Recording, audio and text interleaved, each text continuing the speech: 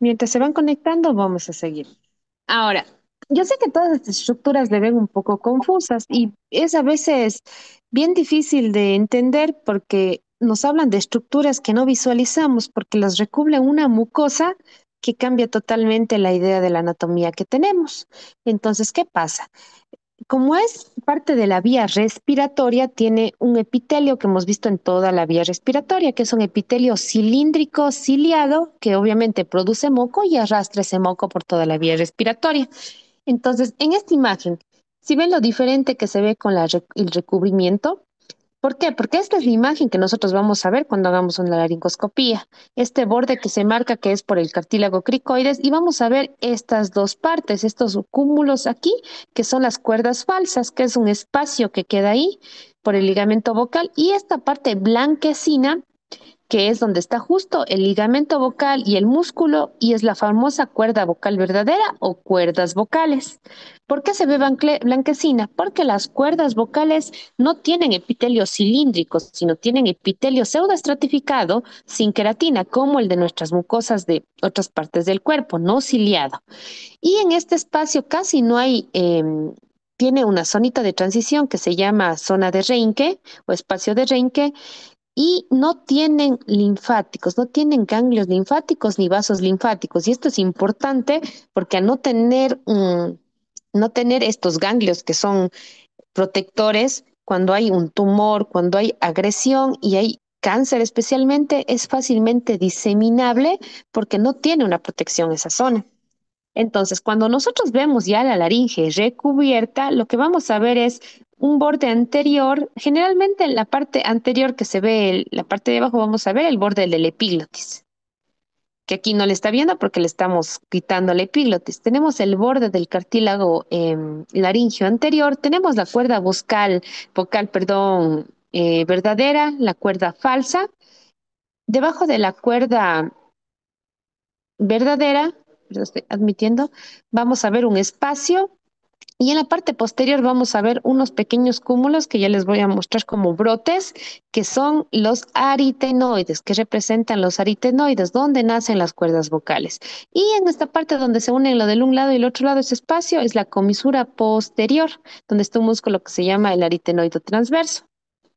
Ahora les vuelvo a poner la imagen. En esta imagen, no sé si pueden apreciar, aquí está la epiglotis, aquí está el borde anterior, el borde posterior, aquí están las aritenoides y de aquí nacen las cuerdas vocales. Y entre las cuerdas vocales verdaderas, perdón, falsas y verdaderas, no sé si pueden ver que hay un pequeño espacio. Ese espacio aquí se forma como un fondo de saco que se llama el ventrículo, ¿ya? ¿Qué es importante de ahí? Que ustedes sepan eso. La importancia es que ahí también pueden asentarse ciertos tumores, pero solo quiero que sepan que hay ese espacio. Ya. Ahora, permítanme. Todo esto yo sé que es un poquito confuso, pero ya vamos a verlo en imágenes verdaderas. Aquí está. ¿Ya? Ahora, cuando hablaba de cuerda vocal, recuerden, la cuerda vocal tiene un epitelio que a diferencia del resto del cuerpo, perdón, del resto del tubo de la vía respiratoria, es un epitelio estratificado o pseudoestratificado, no queratinizado, no es cilíndrico, por eso lo vemos más blanquito si ven las cuerdas vocales como tal. Ahora, se dice que hay un epitelio y en el centro está el ligamento y este espacio aquí es el que no tiene linfa ni un corion, por eso es que cualquier lesión aquí que sea maligna se disemina rápidamente. Ahora, tomando como referencia topográfica las cuerdas vocales, existe una división topográfica. Tenemos una glotis y una infraglotis o subglotis, ¿ya? La supraglotis tenemos la epiglotis, los repliegues que son estos, los repliegues ariteno-epiglóticos que son esta parte de aquí, las bandas ventriculares que son estas partes que vemos aquí alrededor, tejido que une, y el ventrículo laringio, que es este espacio, ¿se acuerdan que les dije que hay entre las cuerdas? Eso es la supraglotis. La glotis es este espacio simplemente que está entre la una cuerda y la otra cuerda. Esos 2, 3 milímetros es el espacio glótico. Y la infraglotis es todo lo que está por debajo, este espacio hasta que llega la parte del cricoides, hasta que llega la tráquea. Entonces, esto sí le suelen preguntar topográficamente cómo se divide la laringe en supraglotis, glotis o subglotis o infraglotis. Ya. Ahora, como ya está recubierto con mucosa, generalmente nosotros, dependiendo de qué usamos, qué tipo de visión usamos, lo que vamos a ver es que la parte anterior está abajo, aquí ven la epiglotis, y la parte posterior está hacia arriba. Entonces, ¿qué vemos? La epiglotis, la cuerda vocal falsa derecha, izquierda, la cuerda vocal verdadera derecha, izquierda, tenemos el famoso, esto de aquí es el aritenoides abierto, el aritenoides, la mucosa, aquí nosotros vemos signos de reflujo, ya van a ver el espacio interaritenoideo o comisura posterior, acá la unión donde se unen las cuerdas vocales es la comisura anterior y lo que vamos a ver es estos espacios a los lados, que vemos que se llaman seno piriforme, es por aquí por donde baja el bolo alimenticio, esto ya es esófago. Ya, entonces, vamos chicos, cuando hablamos de reflujo, ¿en qué región de todas estas creen que yo voy a ver signos de inflamación por reflujo, por ácido que viene del estómago? Arriesguense chicos.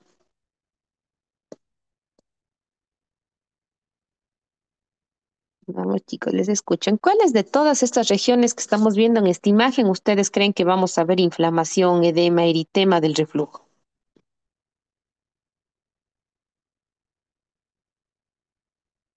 ¿Alguien, alguien, alguien? Serían en epiglotis y supraglotis. No. ¿En Verá, las cuerdas? En Bueno, la las cuerdas lo región más avanzado. interaritenoidea. Esto, en la región interaritenoidea y a nivel de los aritenoides y aquí en el seno piriforme, porque recuerden que esto es esófago, ¿ya? Recuerden que el reflujo se da cuando uno está acostado. Por eso les digo, la parte posterior está acá. Entonces, si viene el ácido por el seno piriforme, quema los aritenoides, quema la región interaritenoidea y si es gran abundante, empieza a quemar esta parte de acá, ¿ya? Ahora, ya que tenemos un poquito de una imagen más certera, ¿cuál es la función de la glotis? La glotis normalmente en la respiración está, hay una leve apertura, como vemos en esta imagen. Cuando la expiración es forzada, hay una apertura mayor de las cuerdas vocales, mientras que cuando hay fonación, dependiendo de la palabra, se va a estrechar a cierto nivel para producir que el aire salga y haga vibrar el borde libre de la cuerda vocal, que es este, y así se produce la voz. ¿Ya? Vamos. Esto, a ver, si ustedes se ponen a revisar en el libro irrigación, que arterias, nervios, perdón, arterias, venas, no es importante, ¿ya? Pero sí es importante la inervación, porque recuerden que la inervación viene directa del nervio vago. El nervio vago, cuando atraviesa la... ¿Se acuerdan que en biología veíamos que el nervio vago venía ay, se me fue, de dos arcos faringios, que era el cuarto y el sexto. El cuarto daba origen al laringio superior o recurrente y el sexto al laringio inferior, que es el más largo. Y recuerden, al lado derecho y izquierdo es diferente el recorrido por lo que gira el estómago. El uno llega hasta el estómago y regresa, el otro llega hasta el diafragma y regresa. Bueno, eso ya vieron en anatomía de primer año. ¿Qué es lo importante aquí? La inervación es netamente del nervio vago, del nervio laringio superior, que es un nervio mixto. Lo que va a hacer es que desciende hasta la faringe, a la altura de del yoide se divide en dos ramas. La rama externa, que es más delgada, que va a inervar al músculo cricotiroideo, y este es el que ayuda a tener una tensión de las cuerdas vocales, y al músculo constrictor inferior de la faringe, que no es importante como tal. Mientras que la rama interna, que es más gruesa, es netamente sensitiva, y esta es la que va a dar ramas para toda la mucosa de la laringe interna, y es la que da los reflejos, por ejemplo, el reflejo tusígeno, que si aparece algo ahí, algo que entra, nos da tos, ¿ya? Mientras que el laringe inferior o recurrente inerva los otros músculos. ¿Y cuál es la importancia aquí? El músculo cricoaritenoideo, perdón un ratito, cricoaritenoideo posterior y lateral. Ahora, ¿qué es lo importante? Ven, aquí viene el laringio superior, se introduce y este nos va a dar solo un músculo. Y esto suele ser pregunta de examen. ¿Qué músculo inerva el laringio superior? El cricotiroideo, que da la tensión de las cuerdas vocales. Y el resto de músculos es el laringio inferior. ¿Por qué es importante, chicos? Cuando hacemos cirugía de tiroides, esto es muy común cuando hay cirugía o trauma de cuello, que se puedan dañar, lesionar alguno de estos nervios. ¿Cuál es la diferencia? Cuando hay una lesión del laringio superior, lo único que va a haber es una ligera disfonía por la disminución de la fuerza, de la tensión de las cuerdas vocales. Mientras que si hay una parálisis del laringio inferior, básicamente va a depender las clínicas de lo que encontremos. Si la parálisis se dio cuando las cuerdas estuvieron abiertas, el paciente va a tener dificultad para fonación, pero va a tener dificultad para fonación, pero va a tener una respiración conservada, como si fuera este caso de acá. Si se queda así, el paciente va a tener una voz baja, disfonía, afonía, pero va a tener una buena respiración. Mientras que si se paralizaron estando cerradas, básicamente es una emergencia en la que hay que hacer una traqueostomía. ¿Ya? Ahora, los músculos cricoaritenoideo posterior es este que vemos aquí de verdecito. Cuando este músculo actúa, tracciona, hace que gire el aritenoides y se jale hacia adentro el aritenoides y esto hace que las cuerdas vocales se abran. Entonces es un músculo abductor, dilatador de la glotis. Entonces se considera como un músculo respiratorio. Mientras que el lateral, el que ven aquí, esta vuelta se tracciona así para arriba y hace que gire el proceso vocal y cierre las cuerdas vocales. Y esto es el que más actúa dentro de la fonación. Entonces, este músculo es netamente fonatorio, ¿ya? Y estos ambos músculos están inervados por el laringio inferior o recurrente. Y esto sí es pregunta de examen. Ahora, si entramos en fisiología, vamos a decir que la laringe es un esfínter que produce un cierre completo y esto se consigue gracias a que hay un repliegue de los arítenopilóticos, de las bandas, de las cuerdas vocales y eso logra que el bolo alimenticio vaya a los senos piriformes y continúe con el esófago y evitamos que vaya a la vía respiratoria. Y también permite el cierre laringio para incrementar la presión intratorácica. Tenemos la función respiratoria que obviamente se abre para la inspiración y para la expiración y puede haber estos cierres. Y la función fonatoria que ya vamos a ver que es esta. ¿Qué pasa? Cuando hay generalmente esto se le llama ciclo vocal, en que existe un cierre de las cuerdas vocales. Este es el borde libre. Empezamos a expulsar el aire, ya que hay un aumento de la presión subglótica, y cuando logramos romper esta presión, empieza a salir el aire y hace vibrar al borde libre de las cuerdas vocales. Cuando termina de salir todo, se produce el sonido, nuevamente empieza a aumentar y vuelve a haber un cierre. Esto es un ciclo vocal. Entonces, por eso es que a veces cuando estamos hablando y ya se nos acaba el aire, tenemos que parar y volver a respirar. Esto es el famoso ciclo vocal. Ahora, en realidad esto no es tan importante si no es algo de especialidad que entiendan qué tanta es la presión, cómo va la presión, porque lo que ustedes necesitan saber es esto, de que viene el aire y empieza a hacer vibrar con la salida del aire, el aumento de la presión, el borde libre y eso es el que da el sonido. Ahora, la protección deglutoria. Cualquier cosa que toque el vestíbulo, la parte de epiglotis, a nivel de las cuerdas vocales, sea estímulo químico, físico, térmico, va a hacer que haya un cierre, un espasmo. ¿Por qué es importante? Cuando es muy fuerte puede haber un laringoespasmo que se cierra y si no se resuelve rápidamente puede el paciente quedarse en apnea. Y esto también pasa en los niños, en los bebés recién nacidos y es una causa de las muertes de los lactantes, que la leche queda ahí y produce un laringoespasmo y el bebé deja de respirar y puede ser una causa de muerte, ¿ya? Ahora, la respiratoria, como ya vimos, que la glotis se abre en una fracción de segundo antes del descenso del diafragma para permitir el paso del aire, y igualmente se cierra y se estrecha para la expiración, y la parte del cierre del ciclo vocal que nos permite ondas para producir sonidos. Ahora, tenemos reflejos extralaringios y intralaringios o laringios. ¿Qué es importante? Cuando existe hipoxia, aumento de disminución del oxígeno, aumento del CO2, lo que hace es mandar un reflejo para que esta apertura de la glotis sea más grande que para que pueda entrar el aire. Y produce también estimulación como taquipnia. Entonces, ¿qué me refiero? Cuando ustedes están corriendo y están cansados, aumentan los niveles de CO2, bajan el oxígeno, que empiezan a respirar más rápido y hacen que la glotis casi no tenga cierre mientras logramos una permeabilidad rápida de entrada y salida de aire. Y también que cuando hay desde la base de la lengua, en la base de la lengua, cuando siete el bolo alimenticio, la epiglotis inmediatamente cierra para poder pasar el bolo y completar la deglución. Y ahora, ¿qué reflejos hay propiamente laringios? los quimiorreceptores. Cuando llega aquí algún estímulo, va a dar un espasmo que les digo, produce apneas para evitar que entre. Uno de estos reflejos también podría ser el tusígeno. ¿Por qué? Porque entra aquí algo y empieza los espasmos fuertes para tratar de sacar. Y los mecanorreceptores, que cuando existen rigidez de las cuerdas vocales para fonación o respiración, cuando hay cambios de presión faríngeos o traqueales, va a interrumpir como tal la respiración o incrementa la respiración. Ahora, cuando hacemos un examen de laringe, para iniciar un examen de laringe tuvimos que haber revisado nariz, tuvimos que haber revisado faringe para tener una idea. Ahora, si yo tengo un paciente que sospecho de reflujo, de faringitis por reflujo a nivel de la faringe, ese ácido ya pasó quemando la laringe. Por eso es que hay disfonía, hay sensación de carraspear, de que hay un moco ahí que no podemos desgarrar, es porque el ácido para llegar a la faringe ya pasó quemando la laringe.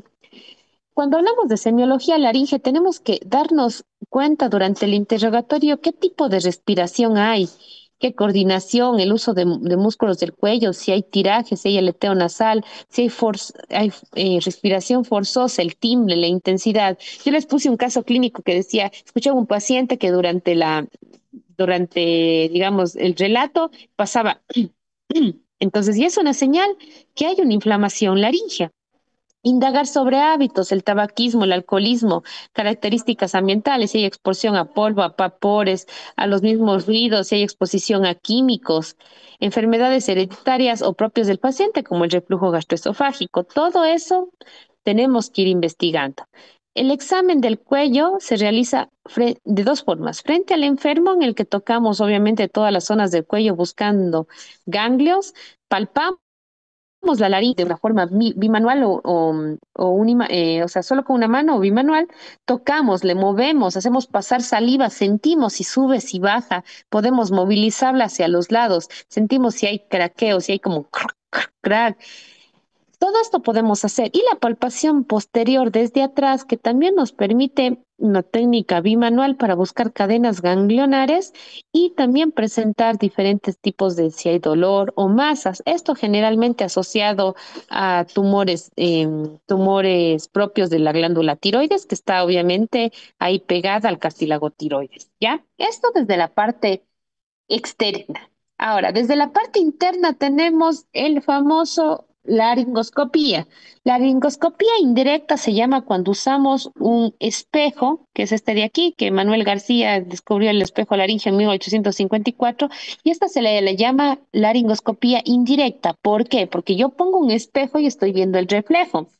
Y tenemos ya una directa cuando hacemos directamente con una imagen que llega a esto. Cuando hacen, por ejemplo, los anestesiólogos por intubación o nosotros mismos cuando hacemos cámaras. La cámara que puede ingresar por la nariz con el nasofibrolaringoscopio por la boca, que igualmente vamos a llegar a la laringe. Entonces, ¿qué es lo que vamos a ver? Generalmente cuando hacemos una laringoscopía, como les digo, vemos todo cambiado, vemos rotado, vemos lo de que debería estar allí.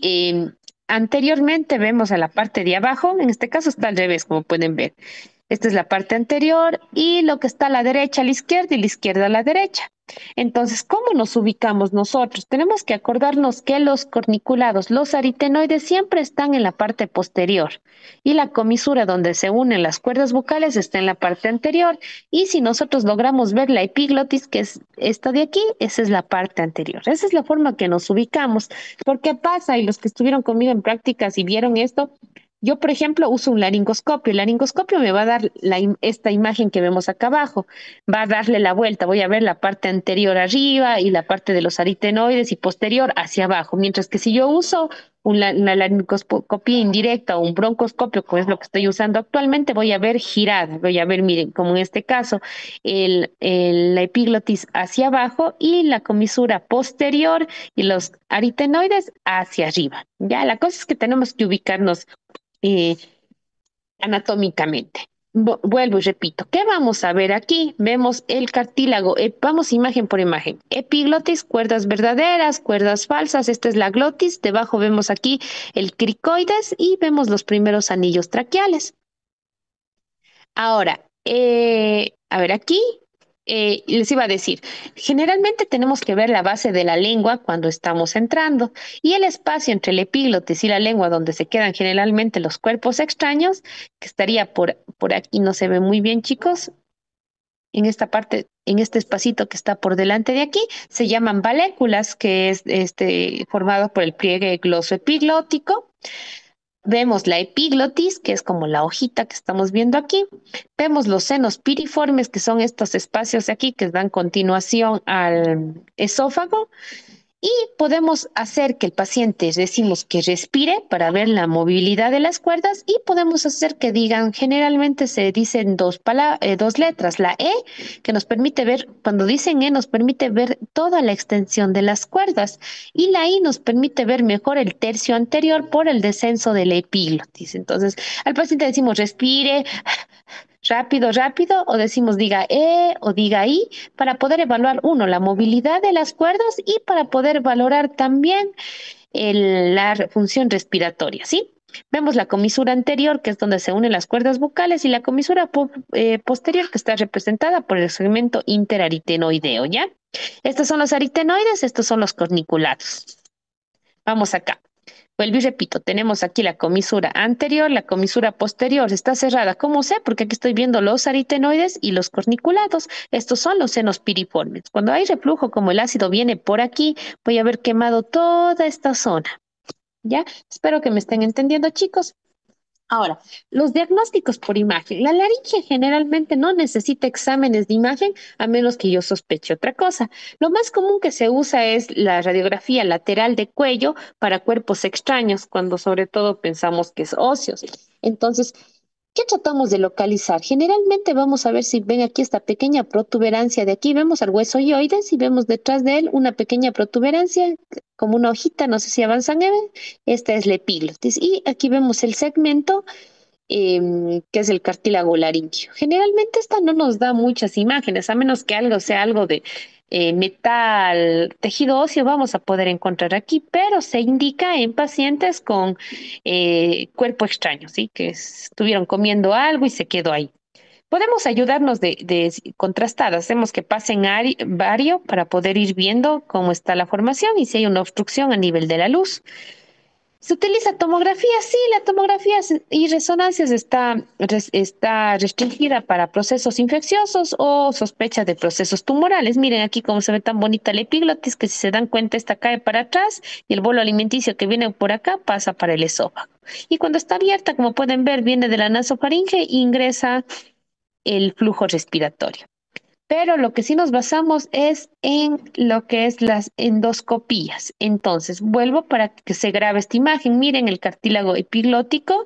Tenemos aquí las cuerdas verdaderas, las cuerdas falsas, los senos piriformes. Aquí debajo de este vamos a ver el repliegue glosoepiglótico o valécula. Tenemos esto es la supraglotis, este espacio la glotis y por debajo no, vemos la subglotis. Aquí está, aquí estamos respirando, aquí estamos probablemente hablando porque miren, se cierran y está ahí un espacio pequeño, un hiato, que es por la vibración. Vemos los senos piriformes, vemos los aritenoides con los corniculados, vemos las cuerdas falsas y aquí está la epiglotis. Vamos en esta imagen, vemos que esta imagen probablemente es en expiración forzada. Vemos una apertura, vemos acá los primeros anillos traqueales, vemos las cuerdas falsas, vemos los senos piriformes y acá está la epiglotis. Entonces yo quiero que se graben esta imagen porque es lo que van a ver. Así estudiamos anatomía, un montón de membranas, un montón de cartílagos. Esta es la imagen que ustedes van a poder apreciar. Ahora, pasando a eso, vamos a ver qué nos queda de la clase. Déjenme ver qué tiempo nos falta de...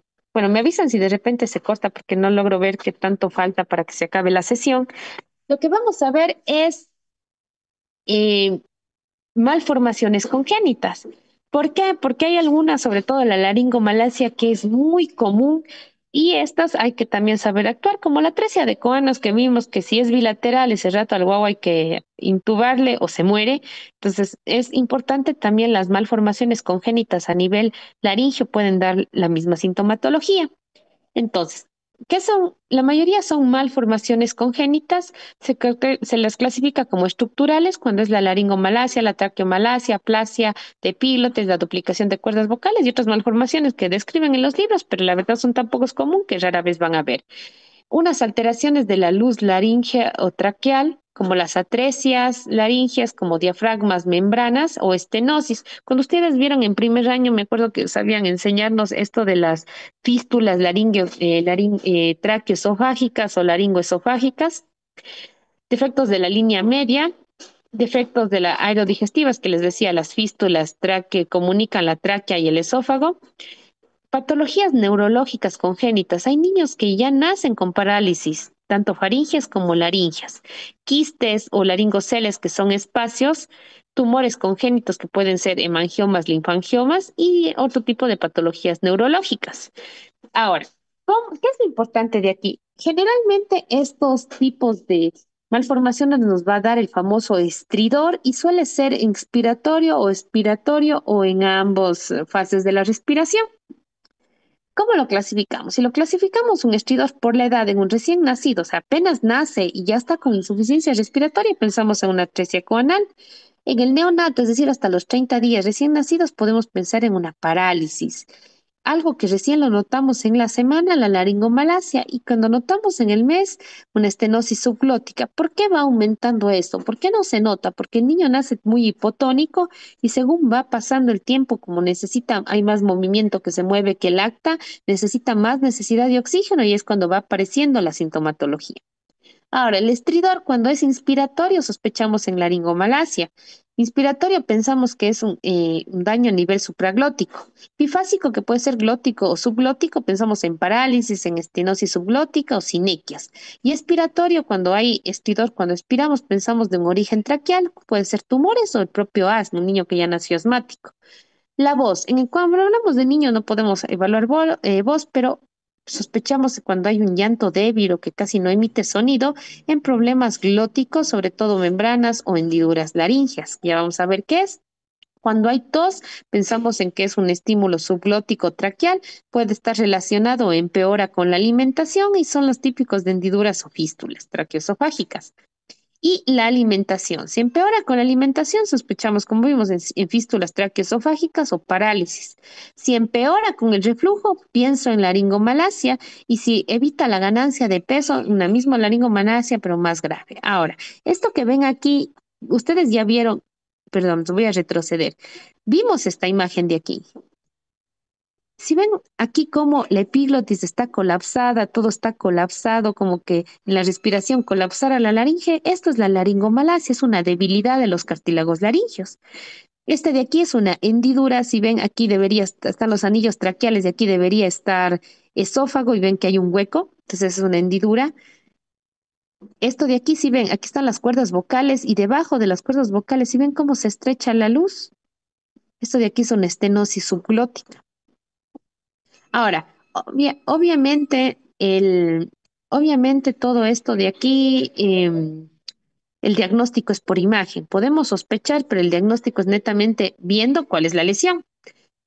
Aquí hay un resumen, no está en el libro, pero me pareció muy bonito. Este es de una guía que no recuerdo cuál es el nombre, que les explica más o menos me interesa que lean, no que se sepan mucho.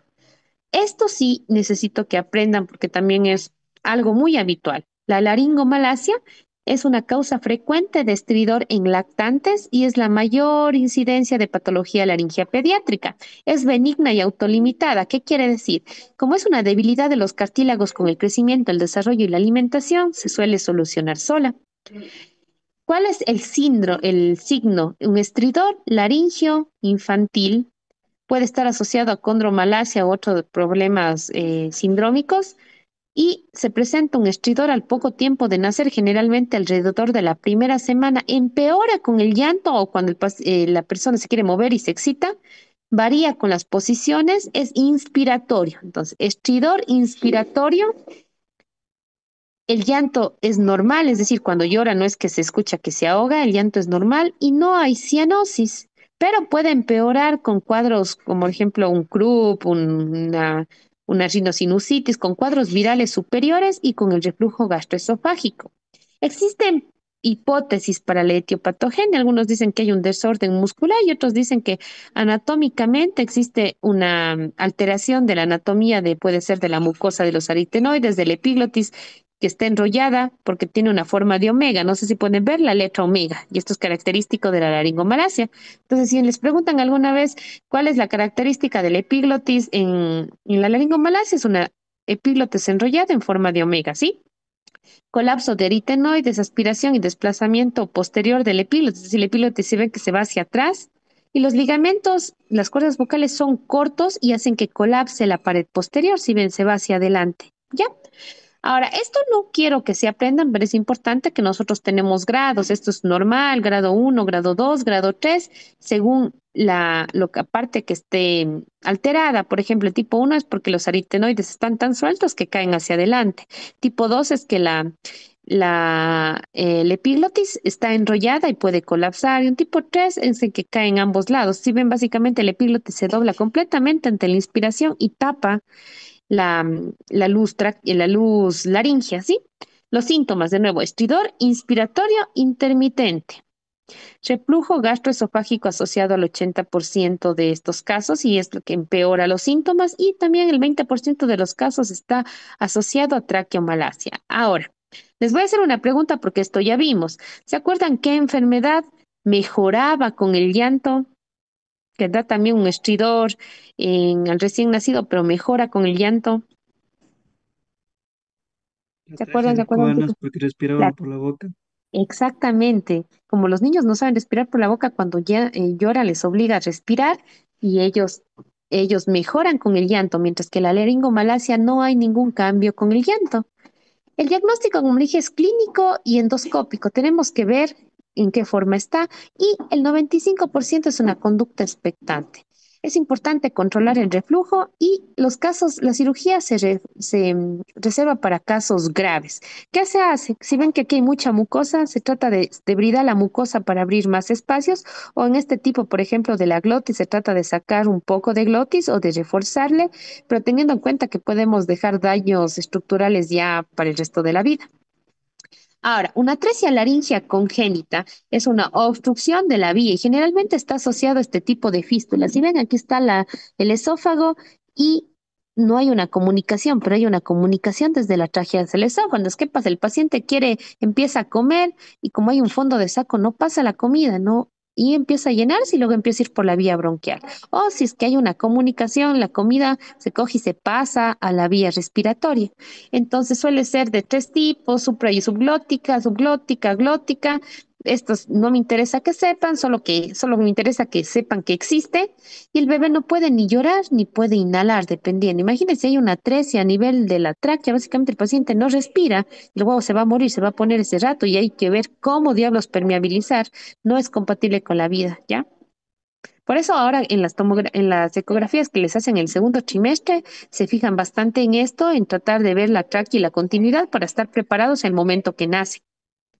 La estenosis subglótica es que les mostré, si pueden ver debajo, vemos las cuerdas vocales. Todo lo debajo de las cuerdas vocales, esta parte es subglotis, una estenosis que puede ser por membranas, por hiatos, por hendiduras, y generalmente suele ser mucosa y más raramente cartilaginosa, el 10%.